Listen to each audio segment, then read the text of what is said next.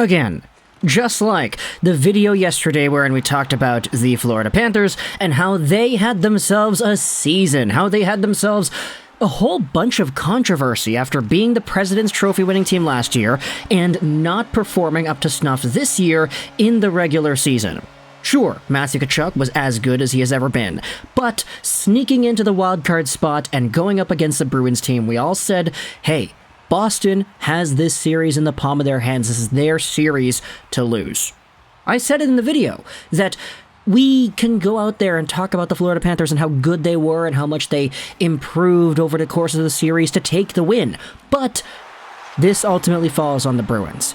And even though I want to go out there and say something very similar for this video regarding the final first-round matchup that in which concluded last night, I feel like there's a lot more credit that needs to be given to one side while also fully acknowledging the shortcomings of the team that lost.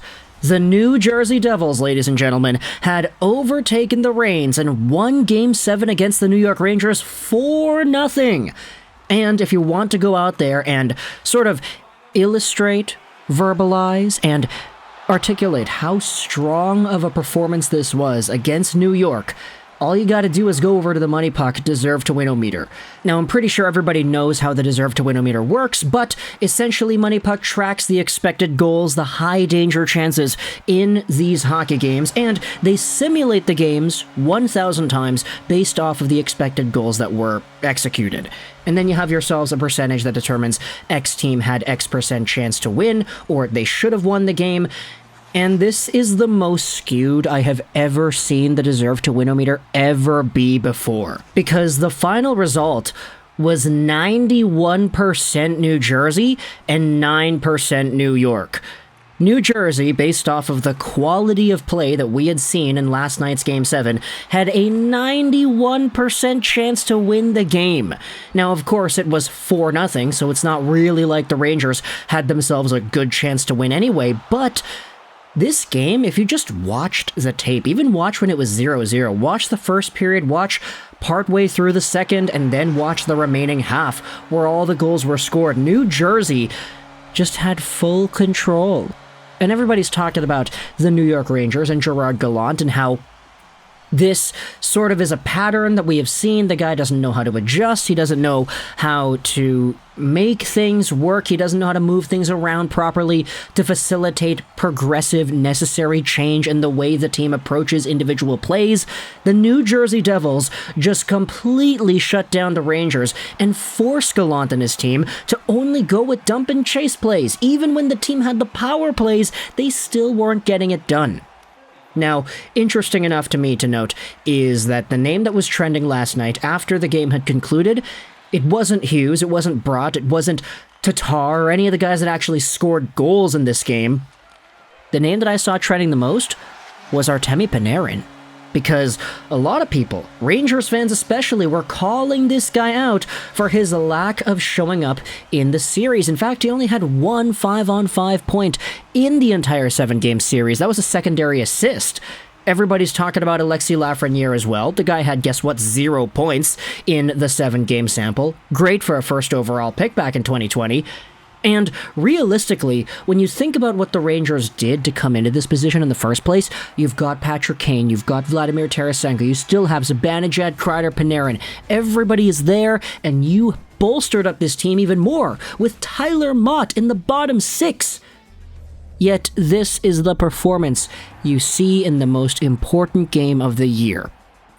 I'm not going to discredit the rest of the Rangers and the 3 games they did win. They got to Game 7 because they won some games. That's just how it works. And a 2-0 lead at the start of the series definitely does spell a lot more of a greater faith than getting shut out in Game 7 and being completely humiliated in this final game. But either way, New York loaded up.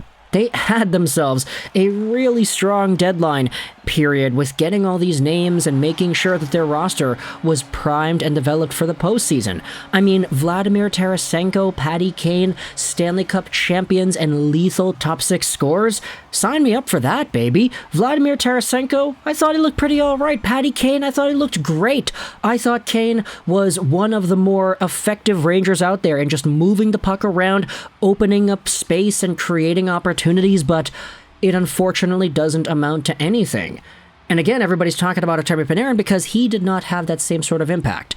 Now, I've been seeing a lot of people talking about what Gallant should have done with the lines, how he should have moved things around, what players should have been played with other players, etc., but the bottom line is none of that worked, and the only line that looked super effective happened to be the kid line at certain parts of the game, but unfortunately, they didn't score. Akira Schmid goes out there and gets himself the second Game 7 shutout in New Jersey Devils franchise history. Yeah, the last one, it was Marty Brodeur in Game 7 of the Anaheim series in 2003, the Stanley Cup final winning game. So, this has been a long time coming. The Devils have not made themselves a second-round appearance since, I believe, their 2012 loss at the hands of the LA Kings in the finals. Marty Brodeur was the goalie that time, too. It's kind of crazy how that works. But either way, credit where credit is due to a New Jersey Devils team that really showed up to play, that came back, they battled back, they won 3 in a row, only for the Rangers to tie things up and send things to a Game 7. But at the end of the day, for y'all New Jersey Devils fans, y'all gotta be feeling really good about this because this entire series was just a testament to the skill, the will, the systems, and as they said yesterday, man, house money. Y'all played in a Game 7 at home in the first round of the Stanley Cup Playoffs. That in and of itself is already a great accomplishment. So getting the win and doing so in such a dominant fashion like you did, hey, that's pretty good. And for New York, all you got to do now is wonder what the hell happens now. You're not going to be able to re-sign most of these guys that you ended up acquiring, so you got to pick and choose your poison, who stays and who goes. If the guys that you're wanting to stick around even are capable of sticking around by signing contracts with a Rangers team that's already pretty tight up there. But all of it was for naught. A first-round series exit with a defeat in Game 7 that was as embarrassing and lackluster as that one. Sorry for the Rangers, y'all, but you blew it. 5 goals in Games 1 and in Game 2. It was just that Game 3 that really acted as the turning point. The overtime goal scored there by Dougie Hamilton, that appeared to have been the dagger. If that was a Rangers goal, instead it's 2-1 New York in Game 3. This is a completely different series. Who knows if the Devils come back from down 3-0, but at the end of the day, it doesn't matter. They came back down from 3-1. They dominated Game 7, and now the New York Rangers fans, all you gotta do is ask what happens now. Gerard Gallant, what says you? Artemi Panarin, what says you? Patrick Kane, what says you? Let me know your thoughts in the comment section below about the Rangers and Devils series.